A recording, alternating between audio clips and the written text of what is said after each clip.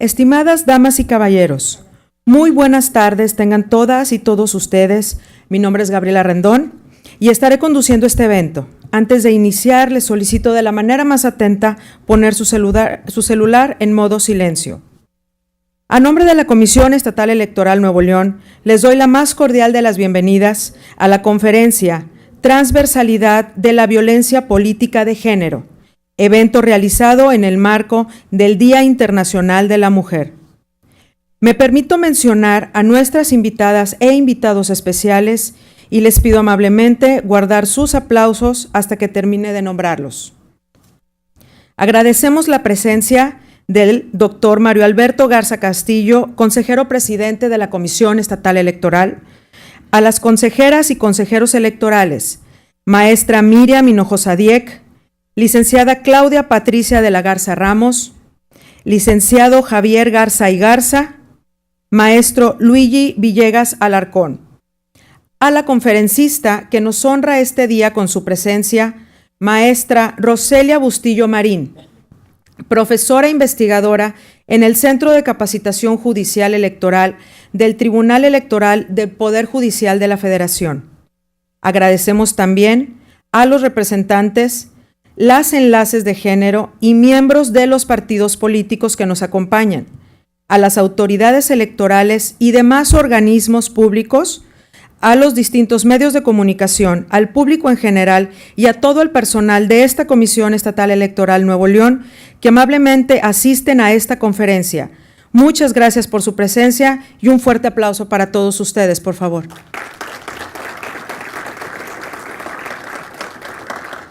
Para dar inicio formal a este evento, solicitamos al doctor Mario Alberto Garza Castillo, consejero presidente de este organismo, nos brinde un mensaje.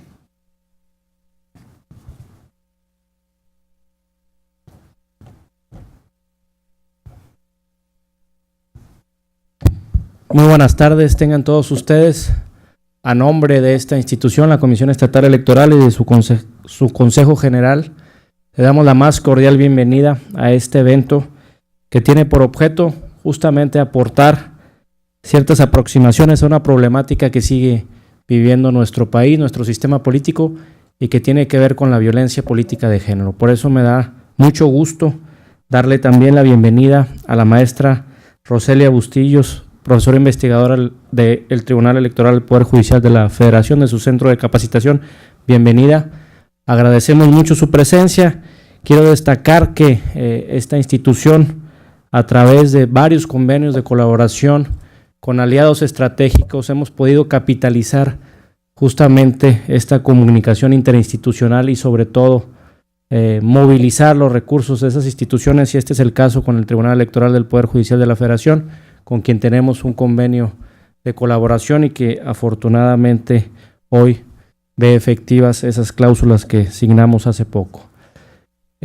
Yo creo que este tema, como ustedes lo han destacado y seguramente lo han constatado a lo largo de esta fase de desarrollo político en nuestro país, se ha discutido desde muchas perspectivas la problemática de la integración política a través, desde el modo de escrutinio que tenemos en nuestro país, a través desde las problemáticas de representatividad y si en verdad nuestro sistema político está configurado de manera congruente con la realidad sociológica de nuestro país, y vemos que este problema, el problema de la integración o el problema de la acción pública de la mujer en la toma de decisiones sigue siendo una asignatura pendiente en muchas perspectivas. Y uno de los principales problemas o una de las variables independientes que estructuran justamente las dificultades para el posicionamiento político de la mujer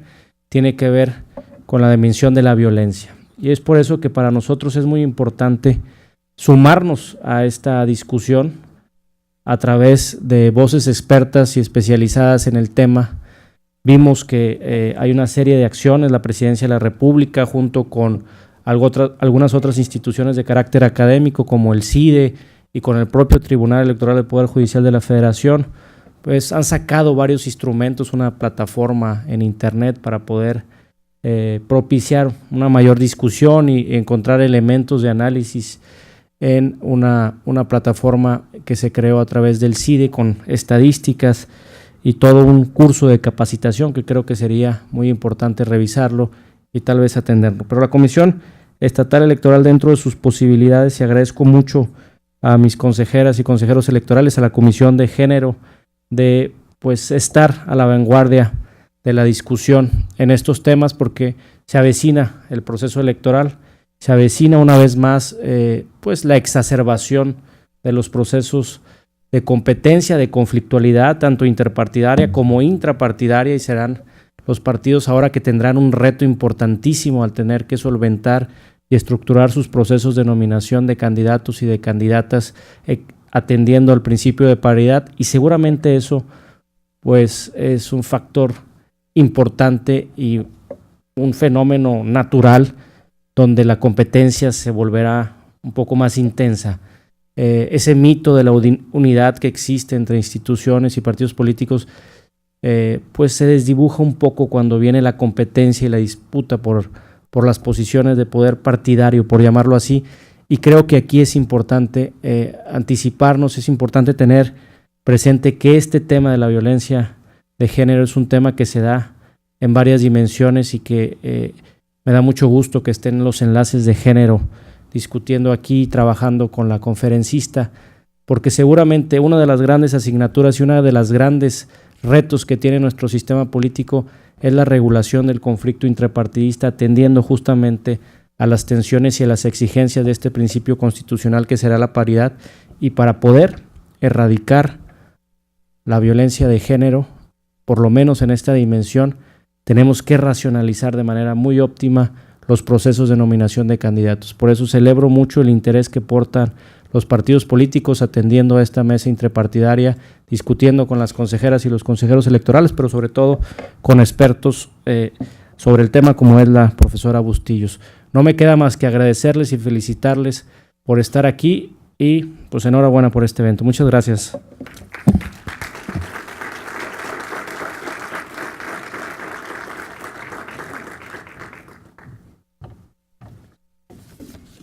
Agradecemos las palabras del doctor Mario Alberto Garza Castillo, y antes de continuar, agradecemos la presencia de la maestra Yamilet Orduña Saide, presidenta ejecutiva del Instituto Estatal de las Mujeres. Sea usted bienvenida.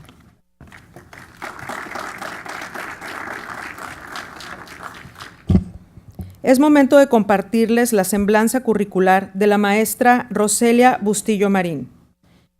Es profesora investigadora del Centro de Capacitación Judicial Electoral del Tribunal Electoral del Poder Judicial de la Federación.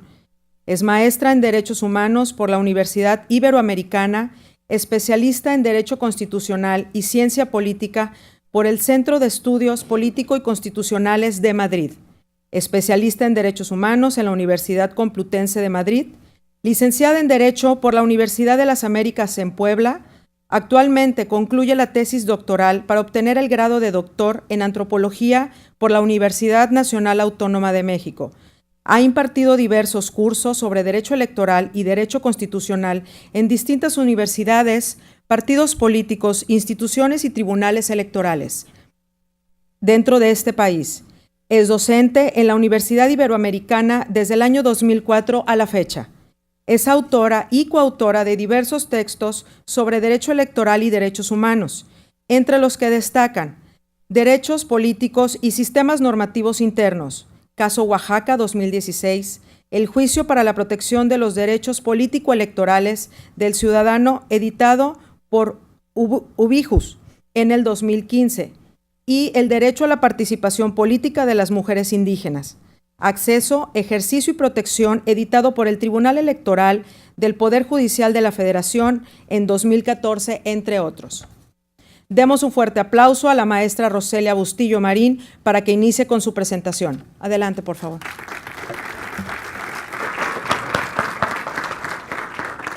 Gracias.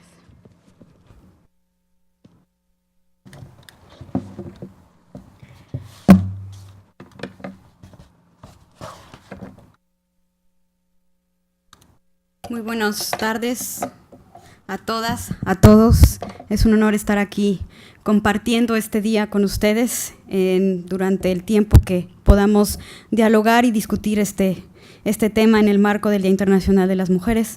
También agradezco al presidente, al consejero, a mi amiga Miriam, a la consejera Claudia, al consejero Luigi y al consejero Javier, y a todos ustedes, a todas y a todos por estar aquí este día. Pues vamos a ver qué tenemos que decir en el marco de la conmemoración del Día Internacional de las Mujeres, que si bien se ha dicho no hay que felicitar, sino que es un día para conmemorar, para reflexionar, para repensar la política, para repensar a la humanidad en el sentido de que pues, la humanidad está dividida en hombres y mujeres, en que somos personas que tenemos la misma dignidad, el mismo valor, el mismo respeto y los mismos derechos. Esa es lo que debemos de pensar en este día, que es lo que realmente se conmemoró hace ya 2 días. ¿Qué es lo que les traigo yo el día de hoy y por qué este tema de la transversalidad de la violencia política de género? Les voy a ser sincera, es algo que me ha ido surgiendo a partir de 2014, que se implementó la paridad en el artículo 41 constitucional, que siendo un principio, no una acción afirmativa, en donde las cuotas quedaron atrás, llega un principio democrático y que se implementa o se establece en nuestro artículo 41 constitucional y que llegó para quedarse. Ya está y no se va a modificar. Hay que pensar desde ahí. ¿En qué está sustentado este principio de paridad? Pues en nuestro artículo 1 constitucional, sí, pero en el 4. La igualdad entre el hombre y la mujer. La igualdad de la ley entre el hombre y la mujer. Muy bonito, formal. Pero ¿cómo hacemos que eso formal, en conjunto, se haga materializable? Y ahí también hay que pensar otra cuestión. Nosotros tenemos en nuestro artículo 1 constitucional, si ustedes lo revisan en nuestro 3er párrafo, nos habla que todas las autoridades, incluyendo aquí a los partidos políticos, por supuesto, que tienen que observar, proteger y respetar los derechos humanos, ¿no?, de todas las personas según sus competencias, pero incluyendo un principio. Hay varios principios que dicen ahí, pero me parece que hay uno muy importante, el principio de la universalidad.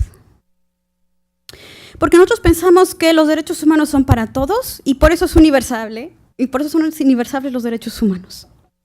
Sin embargo, no nos hemos ido a revisar en ese mismo artículo el párrafo 5, aquello que llaman los constitucionalistas las categorías sospechosas.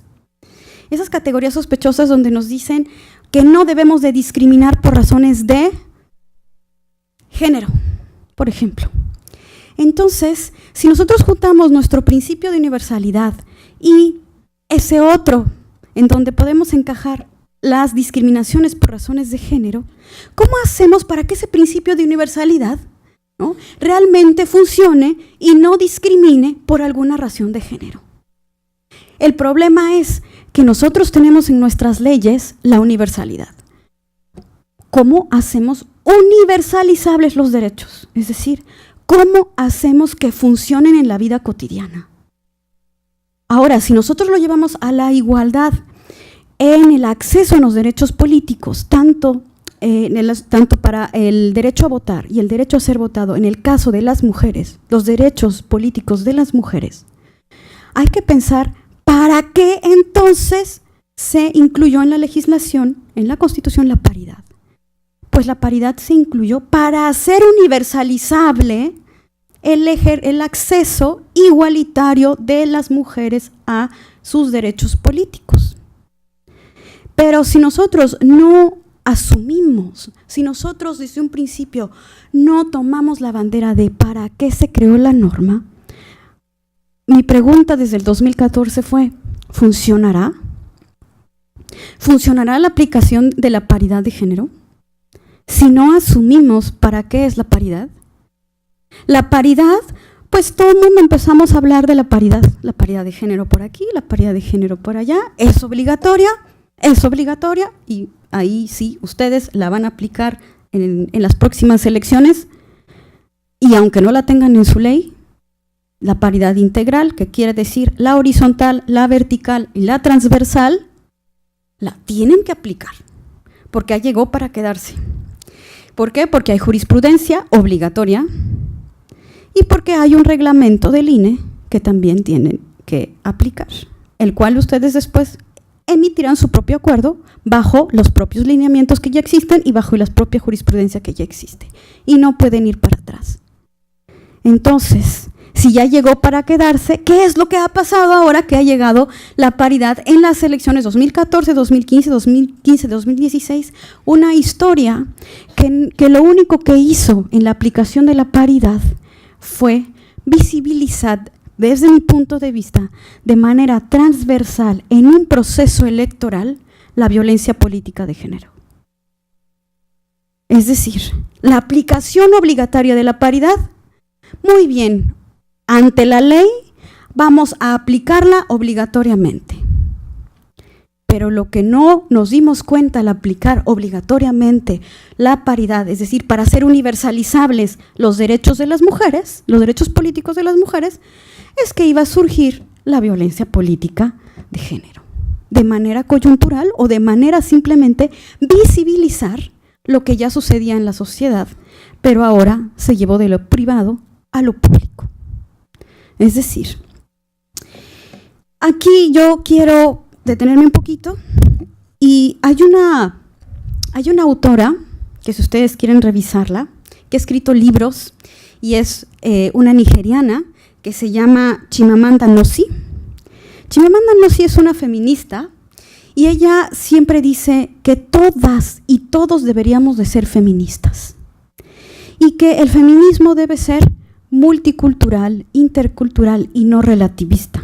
Es decir, observar que el feminismo lo único que busca es que las mujeres en cualquier contexto que se encuentren, en cualquier cultura en la que estén, tanto los hombres y las mujeres debemos pensar en la igualdad de los derechos, pero no por el hecho de que tú seas mujer o por el hecho de que tú seas hombre, sino simplemente por el hecho de reivindicar que la humanidad está dividida en dos y que ésta tiene que estar representada, al menos en nuestros cargos representativos, pues por lo que existe en nuestra población, en nuestra vida, y que estos tienen que llevar a cabo una representatividad igualitaria a lo que existe en el pueblo, y esa igualitaria es la mitad de los hombres y la mitad de las mujeres, aunque aquí en México somos más, somos el 51%.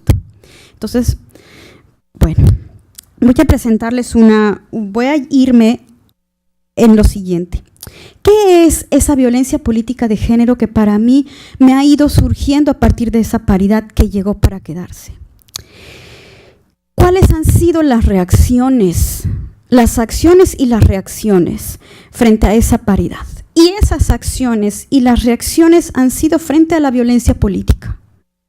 Violencia política que ya venía desde antes, desde que teníamos las cuotas.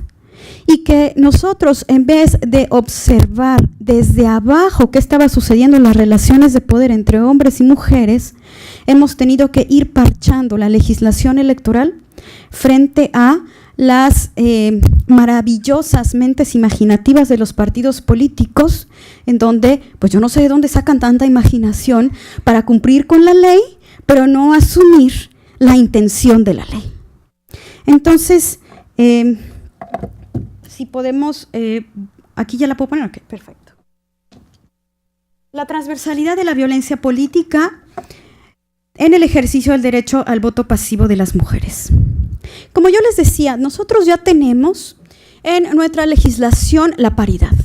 Y la paridad, ¿qué es lo que va a buscar? Primero, vamos a tratar de considerar lo siguiente: no es lo mismo tener autoridad que tener poder. Podemos tener poder, pero no autoridad. Sí, muy bien, las mujeres ya llegaron al poder, pero siguen sin tener autoridad. Y eso es parte de lo que nos está sucediendo también por la violencia política. Ya llegaste, pero no tienes autoridad, porque esta la sigo teniendo yo, aquel que ya tenía la autoridad. Otra parte es la fuerza de ese ejercicio del poder. Hay que pensar en el poder, hay que nombrarlo, hay que desenmascararlo. ¿Para qué queremos nosotras el poder? Primero, porque hay que decidir de manera integral cuáles son las necesidades de toda la población. Y las necesidades de toda la población son de dos, de hombres y de mujeres. No pueden tomarse decisiones entre solamente hombres, las necesidades de las mujeres, ¿verdad? Como por ejemplo, les voy a poner un video y ahora me van a decir lo siguiente.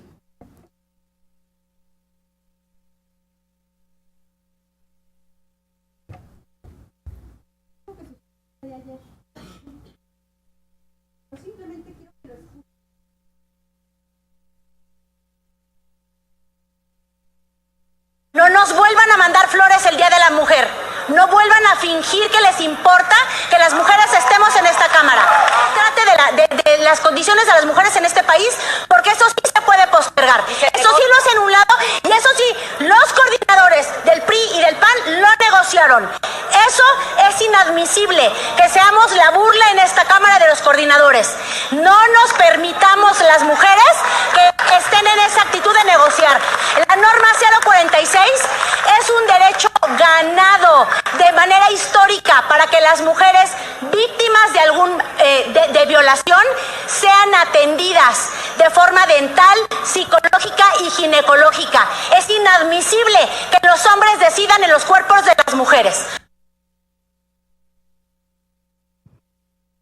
Gracias. Independientemente de la norma que se trataba, el discurso, o al menos estas palabras que la diputada nos dice, es simplemente que está visibilizando que el hecho de que las mujeres estemos ahí nos siguen impidiendo tener autoridad. Nos siguen impidiendo que nosotras podamos tomar decisiones frente a las necesidades de las propias mujeres por otras cuestiones que no necesariamente se asumen por ejemplo, en este caso, de los derechos de las mujeres en la sociedad. Por eso me parece que la transversalidad de la violencia política, por ejemplo, en este caso, si bien no estábamos hablando de violencia política, ¿ustedes creen que ese video no era violencia política? Sí lo era. ¿Por qué? Porque independientemente del contenido de la norma, no se les estaba permitiendo a las diputadas decidir por el cargo que tienen. Ellas fueron votadas y acuérdense que el derecho a ser votado implica también ejercer las atribuciones de tu cargo.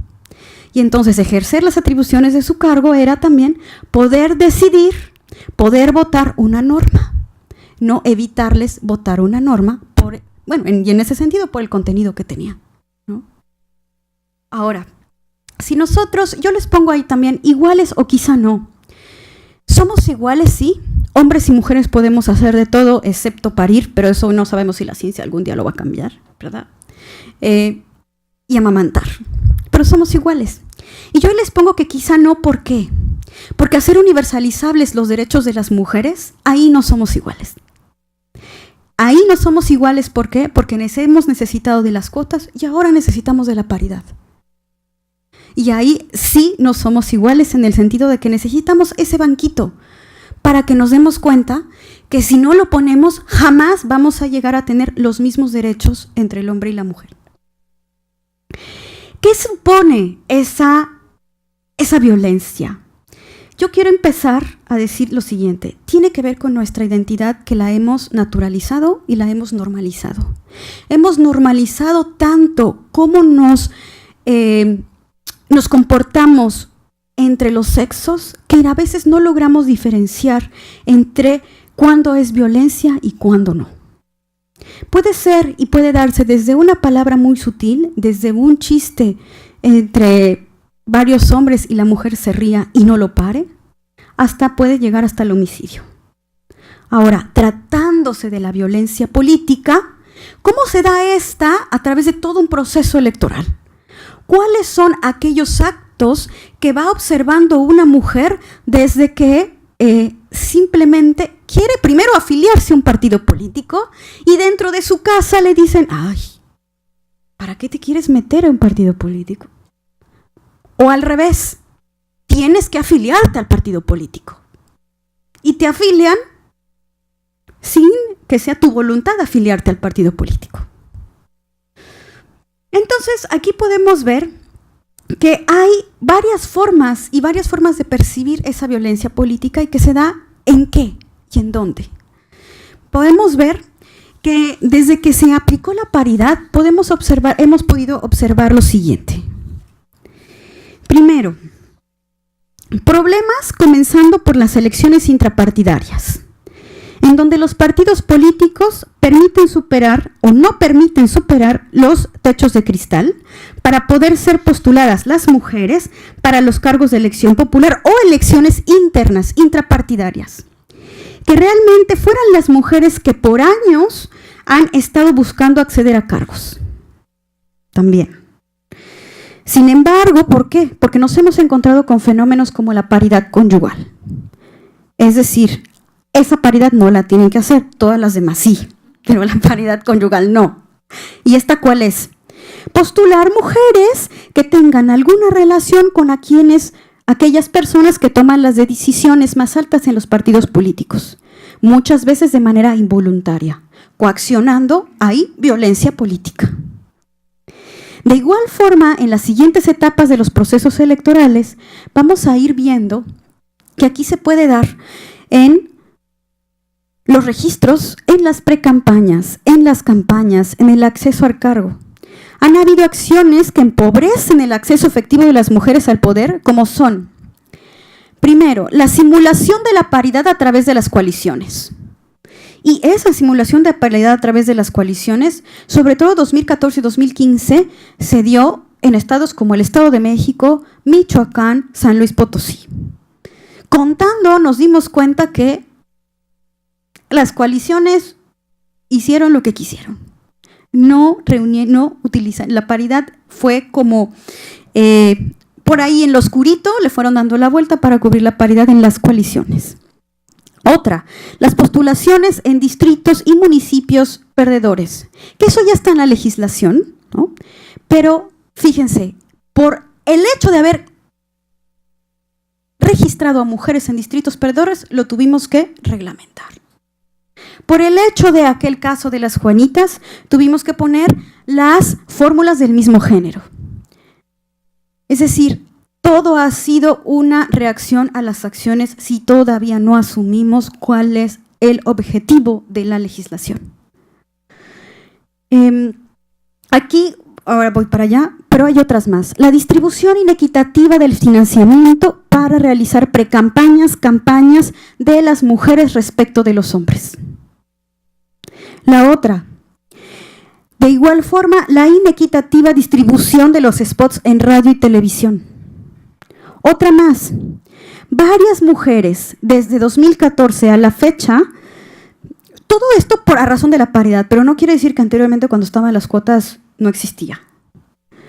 Mujeres que han manifestado la existencia de obstáculos para asumir los cargos, pero no solamente para asumir los cargos, sino para en su labor hacer las labores del cargo. Por ejemplo, síndicas, regidoras que ahora han sido electas, sobre todo síndicas, regidoras y presidentas municipales. Tenemos a la presidenta municipal de Michoacán, de Guerrero, de un municipio de Guerrero, Felicitas Muñiz, que está asumiendo su cargo de manera itinerante. Se está cambiando de casa en casa porque no puede estar en un solo lugar, porque está amenazada y además está tomado la presidencia municipal. Tenemos casos en los que a las mujeres se les cita a reunión de cabildo a las 5 de la tarde, por decir un ejemplo, y llegan ellas y la reunión fue a las 11 de la mañana. Tenemos casos en donde hay mujeres que asumen el cargo, pero les dan solamente labores administrativas cuando tienen que hacer labores de alguna regiduría o alguna labor como síndicas. Y tenemos casos también de mujeres que no están recibiendo su remuneración de manera justa o menos, o un porcentaje menor al que están recibiendo los hombres. Todos estos casos a los que se están enfrentando las mujeres, ya sean electas por sistema de partidos políticos o por sistemas normativos indígenas, no digamos también que ha sucedido también, estos casos, ¿qué son? es simplemente una transversalidad, y es ahí a donde yo quería llevar esta charla, a definir que existe una violencia política contra todas las mujeres desde el momento en que nosotras decidimos tener algún cargo público. Desde ese momento pareciera que hay algo ahí en la sociedad que no nos permite, que tenemos tan normalizado llegar a asumir un cargo. Y que cuando llegamos a ese cargo, todo el recorrido transversal que tenemos que pasar durante todo un proceso electoral hasta asumir el cargo y el tiempo en el que asumimos en el cargo para luchar en que no se nos impida ejercer ese derecho político. Sin embargo, pareciera que no hemos observado que el hecho de cumplir la paridad de manera en que ya cumplimos la ley de manera ante la ley de manera solamente formal, la manera sustantiva, como dijera Roberto Saba por ahí, ¿qué le debe el Estado a los grupos desaventajados? En este caso las mujeres, no minoritarios. Grupo desaventajado en que se le ha obstruido llegar a ejercer los cargos históricamente. ¿Qué le debe el Estado? Y lo que le debe el Estado es lo siguiente, desde mi punto de vista. Que no hemos asumido qué es lo genéricamente humano, como dicen algunas feministas. Es decir, no hemos descifrado qué de masculino tiene lo humanitario. Y tampoco hemos descifrado que aquellos a los que los hombres que han llegado al poder, se les ha dado ese poder por la actividad que en algún momento se les dio de la prestigiosa guerra, ¿no? Poderosa, sino que se les ha prestigiado esa actividad porque ellos han tenido el poder. Sin embargo, no, el Estado nos debe ¿qué? Un Estado nos debe un Estado paritario, democrático, que asuma un Estado feminista, o al menos un Estado en donde piense en personas. Ahora bien, cuando pensamos en que debemos un Estado que piense en personas, el problema está en el siguiente. Los problemas que se presentan con la paridad de género en el Estado se presentan ¿por qué? Porque nosotros mismos pensamos en cómo deberíamos de ser, en lugar de reconocernos como solo lo que somos, mujeres y hombres que habitamos en la misma sociedad. Si nosotros seguimos viviendo la política de manera sexuada, no podremos llegar a tener una política paritaria. Hay que pensar en una política y tratar de llegar allá asexuada, es decir, ¿me dicen cómo voy de tiempo? Por ahí. Sí. Es decir, cuando nosotros votamos por una mujer o votamos por un hombre, ¿cuáles son las razones? ¿Votamos porque pertenece a un partido político que no me gusta? ¿Votamos por su plataforma política? ¿Votamos porque pues mejor viejo por conocido que bueno por conocer, ¿no? ¿Votamos porque no me gustó la propaganda? ¿Porque no me gustaron sus spots? ¿O votamos porque es hombre o porque es mujer? Y también eso hay que modificar. Nosotras las mujeres también tenemos que modificar eso. Si nosotros votamos por una mujer, que además sea porque es mujer, pero además porque toda la demás política, todo lo que acabo de mencionar. Pero si no votamos por una mujer, que no sea porque es mujer. Igualmente los hombres. Es decir, nuestra sociedad, eso es lo que nos hemos debido. Que la política se hace entre dos. No pensar en que porque es mujer o porque es hombre. Cuando nosotros hablamos de violencia política, ¿a qué nos estamos refiriendo? Y me voy a ir a lo siguiente, aquí. Esta es la violencia política. Todas todas aquellas acciones y omisiones, incluida la tolerancia, que basadas en elementos de género, dadas en el marco del ejercicio de nuestros derechos político-electorales, tienen por objeto el resultado de menoscabar, anular el reconocimiento, goce o ejercicio de los derechos políticos o de las prerrogativas inherentes a un cargo público. Aquí hay cómo identificamos la violencia política contra las mujeres. Es mermar el derecho, los derechos políticos de las mujeres por cualquier acción u omisión, incluida la tolerancia, por el hecho de ser mujeres. Y además, la violencia política tiene que pensarse que es un fenómeno que está estructurado dentro y estaba invisibilizado dentro de nuestra sociedad. Ahora se ha visibilizado. ¿Qué vamos a hacer con esta violencia política que está de manera transversal en todos nuestros procesos electorales? Les quiero poner algunos ejemplos nada más que han pasado de violencia política para que vean. Estos son algunos que les he comentado: registros simulados, registrar mujeres exclusivamente en distritos perdedores, amenazas a las mujeres, inequidad en radio, televisión y en recursos de las campañas. También ocultamiento de información, represalias a su familia o represalias a ellas directamente, descalificación de las propuestas de las mujeres, agresiones verbales basadas en estereotipos, acoso, ataques físicos, violencia e incluso asesinato. Todo esto solo por el hecho de ser mujeres. Y esto también es porque a mí me parece que hay una cuestión que también nuestra escritora Chimamanda Ngozi dice, y creo que esta es parte de las razones por las cuales se ha visibilizado la violencia política de manera transversal en todas aquellas acciones que nosotras queremos que se realizan dentro de un proceso electoral. Si se fijan, nosotros somos cultura. La cultura es aquello que a nosotros nos comanda o lo que hacemos todos los días. Todos los símbolos, los significados son parte de nuestra cultura. Los roles femeninos o masculinos son parte de nuestra cultura. Entonces ella dice lo siguiente: la cultura no hace a la gente hace la cultura. Entonces, si es verdad que la plena humanidad de las mujeres no es nuestra cultura, entonces debemos hacerla nuestra cultura. Es decir, nosotros tenemos una cultura que no hace cultura con las mujeres. Y hay que hacer gente que haga cultura con las mujeres.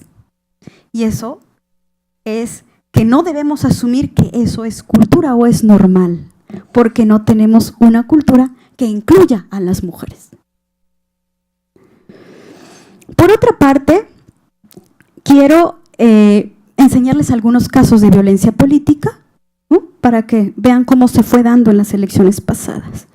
El caso de Claudia Pavlovich, ¿no?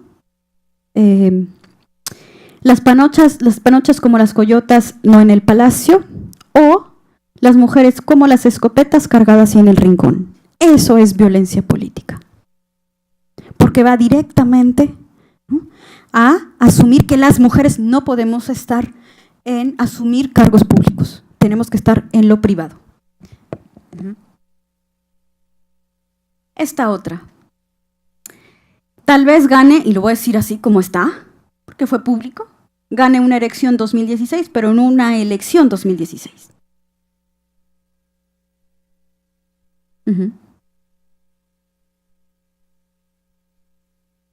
Esta se pensó que era violencia política, pero es donde está la limitante de alguna manera. Blanca Alcalá, cuando fue candidata a gobernadora a Puebla, ella había sido presidenta municipal de la ciudad de Puebla, y entonces le sacaron este promocional en donde decían que ella no había cumplido con carreteras, puentes, etc. Entonces, como dicen que se gastó el dinero en otra cosa, el promocional decía Blanca se fue en blanco.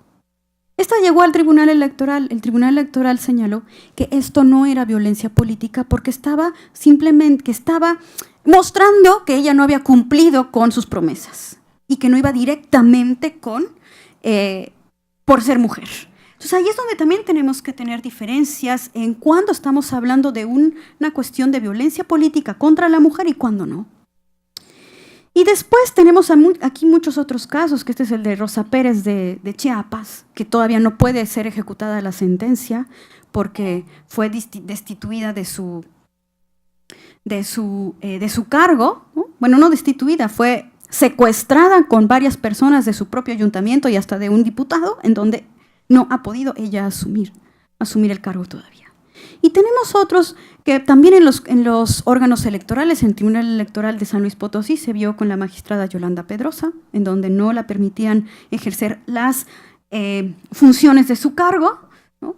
Y tenemos, por ejemplo, otros en la visibilización, y eso es muy importante, que tienen que hacer las autoridades electorales para no caer tampoco en la violencia política, que es, en este caso, el promocional que sacaba el Instituto Electoral de Puebla, había 2 candidatas a gobernadoras y decía en su promocional candidatos. No visibilizaba a las candidatas. Y entonces ellas presentaron el JDC. Y luego tenemos aquí otros 2 de Hidalgo, en una donde pidieron renuncia de una candidata para poner a un candidato. Y entonces también se anularon las elecciones. Y finalmente 2 casos que a mí me parece que son emblemáticos de violencia política también, en donde, bueno, esta es de Lorena Cuellar Cisneros del PRD, que era ella candidata, en donde pasan ahí un video en YouTube que dice, es que no alcanzo a leer bien, pero dice, Lorena baila al ritmo de la delincuencia, detrás de esta payasa bailadora. Y la siguiente, Felicitas Muñiz, que es la que yo les comentaba, que era presidenta municipal a Martín de Cuilapan Guerrero, ganó. Sin embargo, ella sigue ejerciendo el cargo de manera itinerante porque no puede llegar al cargo. Pero les voy a leer, porque aquí es donde tenemos que observar que lo que les voy a leer aquí, eso sucedió en su propaganda, en su campaña. Pero estas manifestaciones de palabras, de frases, nosotras las mujeres las vivimos dentro de nuestra casa y cuando salimos desde el momento en que queremos afiliarnos o pertenecer a un partido político o ser candidatas. Esto. ¿Sí? Bueno, voy a leer algunas, ¿no? No dejes que te gobierne una vieja.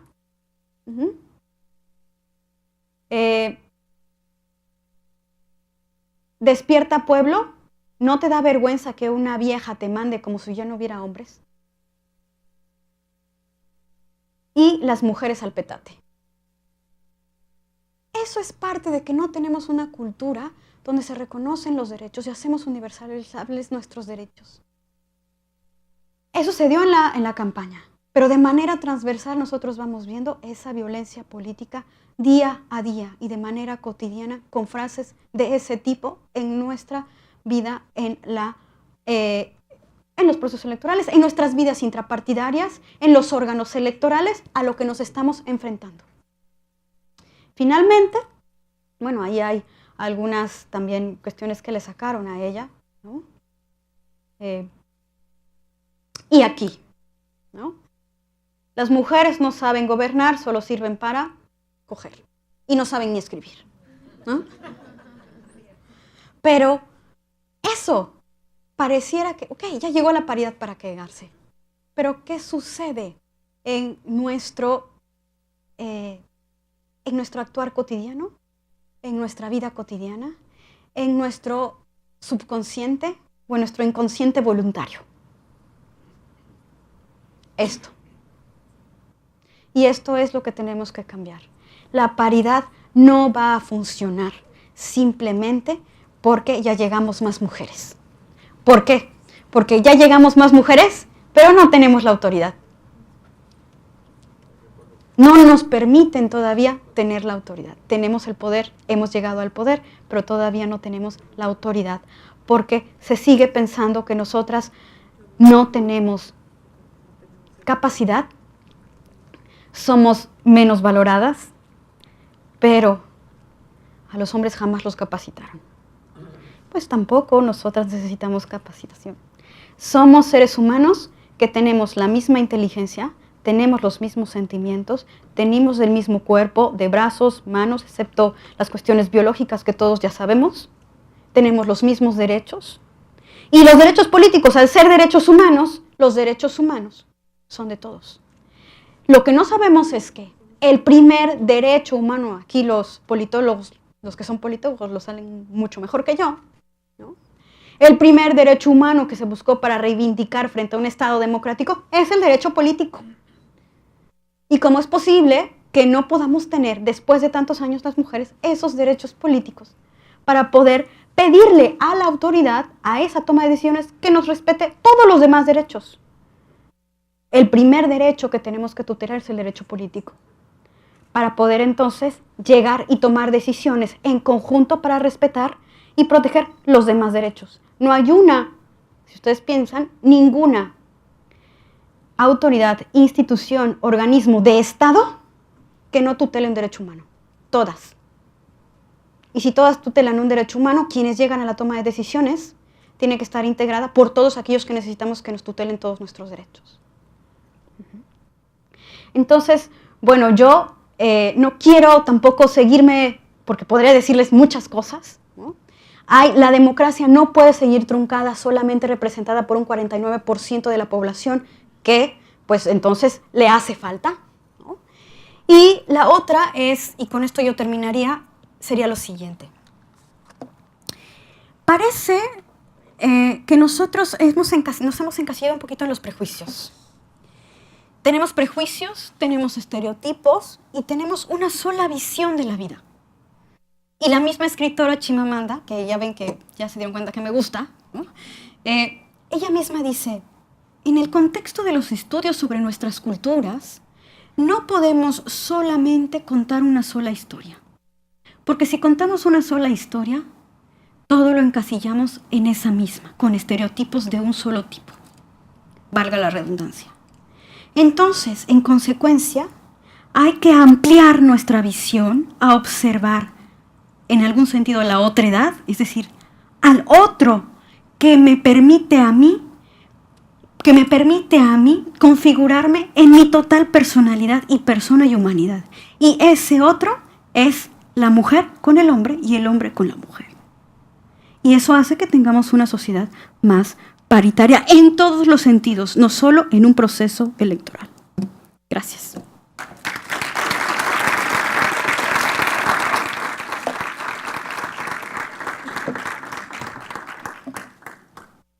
Agradecemos la presentación de la maestra Bustillo Marín.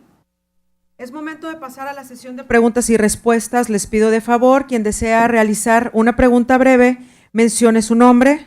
Le cedo el micrófono a la maestra Bustillo para que dirija la ronda de preguntas y respuestas.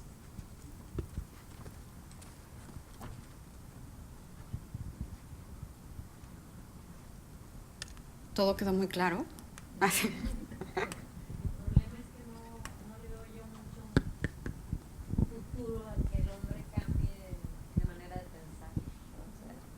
Pero como tú dices, es una lucha. No sé. Sí.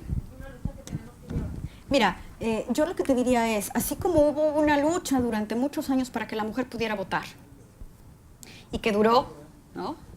Y que ahora en su mayoría las mujeres votamos, aunque a veces también coaccionadas porque te dicen por quién votar, ¿no? Así también asumir que el derecho de las mujeres a ser votadas tiene que ir y tiene que seguir de alguna manera en que vayamos viendo, en que a lo mejor llegar hasta como está Suecia ahora, ¿no? El 15 de abril, en una de las legislaciones, en una de las leyes me voy a quitar de ahí porque está como, de Suecia, han implementado también, aparte del género masculino y femenino, el género neutro. El género neutro para aquellas personas que no se identifiquen con uno y con el otro.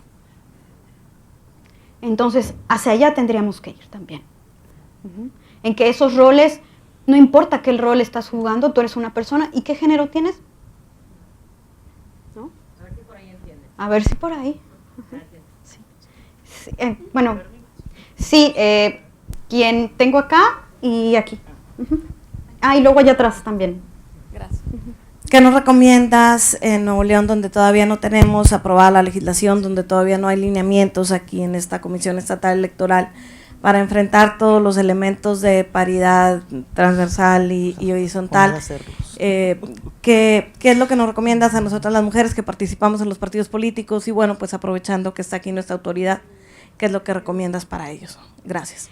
Sí, mira, viendo cómo ha sucedido en pues, los últimos 2 años, yo te diría, y ustedes ya tienen todo planchadito, porque ya están todos los antecedentes, ya está toda la jurisprudencia, ya están los acuerdos del INE.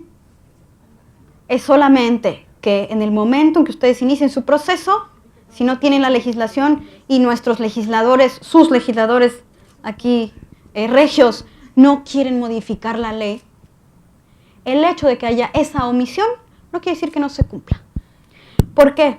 Porque no podemos seguir viviendo en la época de la legalidad. Vivimos en la época de la constitucionalidad y la convencionalidad, en la época de la protección de los derechos. Y los derechos están en nuestra Constitución Federal, en los tratados internacionales, y además estos ya han sido interpretados a través de sentencias, de jurisprudencia y de la ley federal. ¿Y qué es lo que tenemos? Tenemos jurisprudencia 6 y 7/2015, donde obliga a los partidos políticos y a los institutos electorales, autoridades electorales, a cumplir con la paridad. Si no, pues ya saben que tenemos un antecedente de Chiapas por ahí. Entonces, no.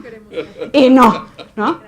Ese es un lado. Y por otro, tienen toda la obligación de no solamente la paridad horizontal y la paridad vertical, sino también ya hay lineamientos para la paridad transversal, tanto por distritos perdedores como municipios perdedores o municipios pequeños. Entonces, eso también ya está en la está en los acuerdos del INE y también ya está en precedentes del tribunal. Entonces, no podemos ser, otro principio constitucional que está, no podemos ser retroactivos, hay que ser progresivos en la tutela de los derechos si queremos que las mujeres lleguen. Sí, aunque tenía yo aquí atrás sí, antes. Bien, yo creo que si ya ahí publicaron muchas majaderías, muchas groserías, si yo digo una, no creo que se note tanto. Por lo que están diciendo ustedes, pues yo creo que el hombre tiene el cerebro cuadrado, ¿verdad? Si no acepta todas estas circunstancias. Entonces yo creo que esto es cultural, no hay de otra, ni para dónde te hagas. Y lo único que nos ha abrigado y nos ha cobijado es que fue un decreto presidencial que nos dieron la paridad. O sea, vamos a estar de a fuerzoris, con una norma, con una ley. Entonces, pues yo, lo que preguntaba mi compañera Elisa, aquí es que se ponga a chambear, como bien lo dicen las compañeras de aquí del Consejo Estatal, que se ponga a jalar el Congreso primero y luego ellos, no hay de otra, más que por ley y decreto. Lo demás es lucha ya de nosotros que sepamos defendernos. Aunque sí voy a decir algo, ellos no tienen que esperar al Congreso, ellos lo pueden hacer sin el Congreso. Ándale, órale. Claro que sí. Eso, muy bien. Alguien se tiene que Los poner a tiempos jalar y sí, no ha pero hecho la si el chamba. Congreso no lo hace, Claro, nosotros lo haremos. ustedes lo pueden hacer. Muy buenas. Un poco en descargo de esta institución. No te defiendas, Nosotros presentamos una iniciativa de ley donde nuestras perfecto. consejeras y consejeros electorales y todo nuestro departamento jurídico armonizó justamente toda la dimensión jurisprudencial que se suscitaron en los 2 últimos procesos electorales. Prácticamente ya dimos la perspectiva con técnica legislativa para que se aplique en el Congreso. Eso está en discusión y está en el ámbito de la agenda legislativa, y que yo imagino. Evidentemente, esta comisión va a asumir su responsabilidad a la hora de emitir lineamientos para el registro de candidatos, y si no tenemos claro, pues tendríamos que sacar nuestros propios lineamientos. Creo que hay una dimensión temporal que tenemos que respetar, porque para mí es una reserva de ley, porque debe estar en la ley, y bueno, si no, bueno, queda la alternativa de los lineamientos. Y le digo aquí a mi querida maestra, que quiero mucho, no necesariamente todos los hombres tenemos el cerebro cuadrado. Habemos algunos que lo tenemos flexible, un poco plástico si quiere, pero porque luego iríamos a la violencia de género también con ese tipo de comentarios, que creo que si estamos tratando de erradicar algo aquí, no hay que propiciar 2000 años más al sentido inverso, y yo es mi deber decirlo como presidente de la Comisión Estatal Electoral. Así es. Yo efectivamente estoy de acuerdo en que tienen que pasar la temporalidad de la legislación, ¿eh? Sin embargo, como se ha dado en otros estados, no estoy diciendo que sean iguales, pero pues si en algún momento se da, es decir, si el legislativo no nos responde y llegan los tiempos electorales donde inicie su proceso electoral, pues sí se tienen que emitir los lineamientos de manera en que se cumpla, ¿no? Uh-huh. Sí, consejera, luego te doy la verdad. Sí, adelante. Sí, bueno, nada más para abonar lo que comenta el consejero presidente, y bueno, lo hicimos el proceso pasado, lo regulamos, y hay que recordar que 90 días antes de que inicie el proceso, pues es la fecha límite claro, que tiene el Congreso para regular. Evidentemente estamos esperando a que eso suceda, por las razones que comenta consejero presidente, pero también tenemos que recordar que tenemos que tienen las partes interesadas los procedimientos internos en sus partidos, y que la ley establece claramente los tiempos en que la convocatoria que cada partido emita para seleccionar a sus candidatos de manera interna para después venir a registrarlos aquí, se marcan claramente en la ley. Ellos tendrán inclusive que avisarnos con respecto a esos procedimientos, y será una primera etapa en la que nosotros podremos evaluar el tema de reglas respecto a paridad. Y por parte de la autoridad y por parte de los interesados, las interesadas tienen a su alcance medios de impugnación, medios de defensa. O sea, ya no es solo un discurso político que por supuesto que abona, y con este tipo de actividades, y la que comentaba el consejero presidente que se llevó a cabo en México, y otro que organizó el Instituto Nacional Electoral, donde los partidos políticos hicieron un compromiso de regular con respecto al tema de la violencia política, y precisamente todo eso es lo que abona a que esto vaya cambiando. Es un tema, por supuesto, de cultura, y yo confío mucho en que las nuevas generaciones pues traigan un chip un poquito diferente, porque también pues el tema está vivo, y como comentas, ya no hay vuelta atrás.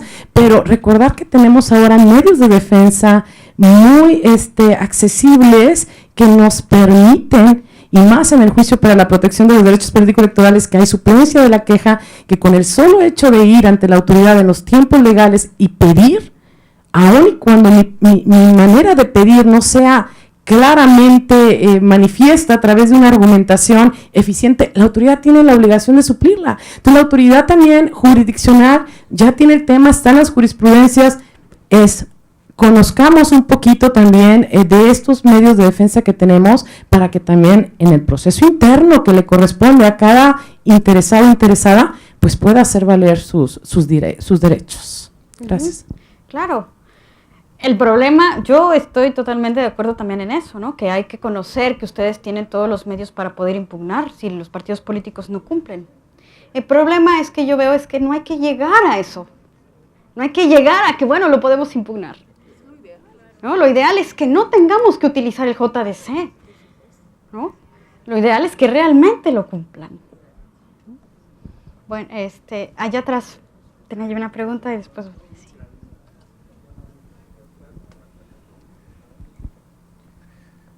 ¿Qué líneas de acción se están tomando desde el Poder Judicial Federal para eliminar este tipo de actos, para promover, proteger, garantizar los derechos humanos, en este caso políticos, de las mujeres? ¿Cuáles son las líneas de acción propiamente? Mira, hay dos cuestiones importantes. Primero, se está buscando que, hablando del JDC, se está promoviendo también el JDC para que se impugne, si existe violencia política, se impugne la violación a sus derechos políticos a través de un JDC, ¿no? Independientemente que el Tribunal Electoral no tenga la facultad, no tiene la competencia de conocer o de dar el seguimiento a la violencia política por tratarse de otra figura, que esa la conoce la FEPADE. Lo que está haciendo el tribunal es sí dar a conocer en sus foros, de manera de radio o televisión, que pueden presentar el JDC si se trata de la vulneración de un derecho político, en donde te pueden tutelar tu derecho político. Y lo que hace es que está dando vista a las autoridades correspondientes para que comiencen comiencen con todas las facultades que tienen y atribuciones para ya sea la FEPADE, a la CONAVIM, a la FEBINTRA, que pueden ayudar con la violencia política de género. Esa es una de las acciones. Otra de las acciones que también se está dando es dar capacitación a los partidos políticos. Se está dando capacitación a los partidos políticos para que conozcan aquí lo que dice la consejera, el JDC, cómo deben de estar sus estatutos, cuáles son las acciones que deben de tomar pues todos sus militantes, las militantes de los partidos políticos, y también se está llevando a cabo también capacitación a tribunales electorales, organismos electorales locales, a universidades, a todos, bueno, para que se conozca la violencia política de género. Además hay un curso virtual también en el tribunal sobre violencia política de género, para que somos, que es abierto al público, toda la gente que se quiera registrar también, que conozca esta. Y hay otro que acaba de surgir, que se hizo entre el tribunal, el CIDE y Mujeres, que se llama Políticas, que es políticas públicas y derechos políticos de las mujeres, en donde también se está dando a conocer, ¿no? Quizá a lo mejor falta un poquito más de difusión, pero sí se está trabajando en el sentido de que cualquier grupo de mujeres, asociaciones civiles, partidos políticos estatales la cuestión estatal, federal de los partidos políticos en sus sedes, también se están dando los cursos para que esto se dé a conocer, ¿no? De alguna manera. A la Cámara de Diputados también se está dando un diplomado de derechos políticos, y a la de senadores, que va a empezar el 27 de marzo, también se está dando a conocer derechos políticos. Es decir, sí se está buscando que haya una, sobre todo así, de esa manera, ¿no? A ver si funciona, ya estamos. Sí. Gracias, maestra. Bueno, antes de ir a mi pregunta, pues solamente quiero reconocer aquí a la Comisión Estatal Electoral por los esfuerzos que ha tenido en este sentido de traernos estos temas, y particularmente en generar una mesa interpartidaria de mujeres que estamos representando a los distintos partidos políticos. ¿Y por qué hago este comentario? Bueno, primero por reconocer y agradecer este esfuerzo, y segundo porque es una preocupación común que tenemos el que haya realmente paridad dentro de los congresos locales, porque bueno, la regulación ahí está, debe haber paridad en las candidaturas, debe haber paridad transversal en todos los sentidos. Sin embargo, preocupa, nosotros hace algunos meses presentamos una iniciativa para que exista la paridad en la integración del Congreso.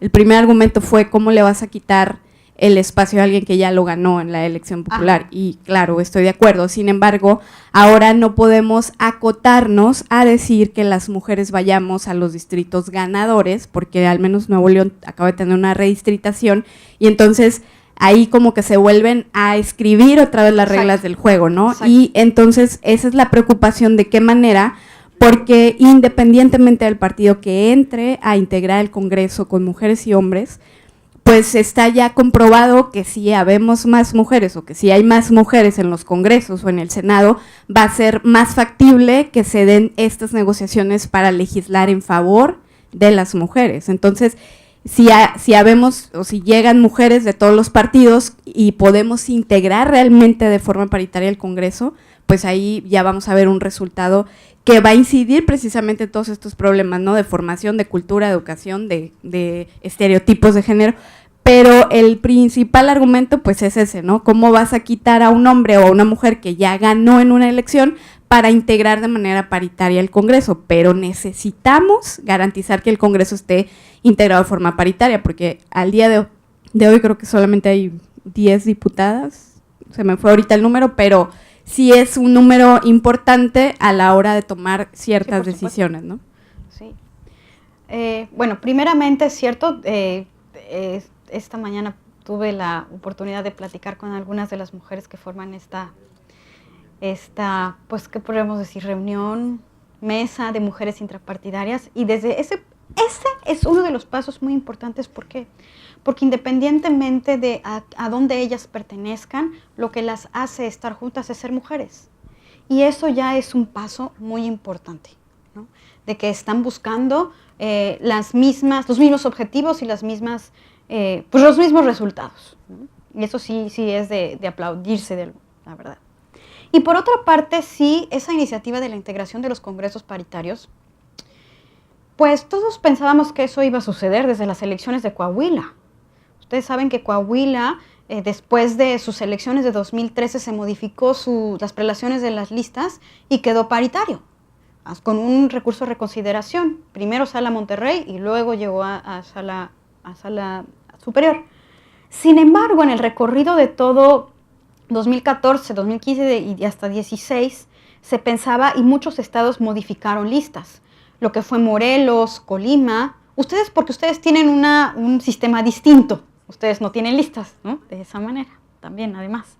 Entonces, después de todos esos recorridos que se dio Morelos, Colima, Yucatán, ustedes, y también la integración de los ayuntamientos, por ejemplo, que también se buscaba la paridad en la integración de los ayuntamientos con los RPs, se llegó a tener una jurisprudencia, que si ustedes la revisan, esta jurisprudencia dice que sí se puede dar la representación proporcional en la integración de los órganos, siempre y cuando se tengan en conjunto varios elementos. Y esa jurisprudencia dice, ¿cuáles elementos? Pues que de manera objetiva se junte la paridad, la igualdad y no discriminación, la autodeterminación de los partidos políticos, la autoorganización de los partidos políticos y el principio democrático del voto. Desde mi punto de vista, esa jurisprudencia dijo todo y nada. Porque tienes que juntar todo para que, si te encuadra, entonces puedes modificar a alguien en una lista o no, o cómo puedes los mejores perdedores o las listas de los mejores perdedores, cómo incluirlas. La jurisprudencia está así, solamente quedó en las candidaturas porque se privilegió el voto, el principio democrático del voto. Cómo modificar a alguien que ya ganó. Sin embargo, habría que ir más allá, es decir, cómo hacer que los congresos queden paritarios. Lo que pasa es que si nosotros no privilegiamos también el principio democrático del voto, estaríamos rompiendo de alguna manera con un principio fundamental del sistema democrático.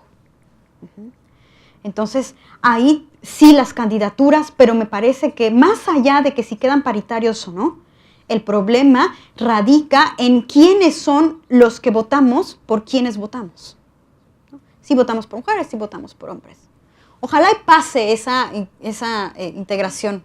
Hay estados, por ejemplo, en África, podríamos estar hablando de Nigeria o de Ruanda, que lo que hacen no es esa paridad así, sino que lo que tienen es los escaños reservados para las mujeres.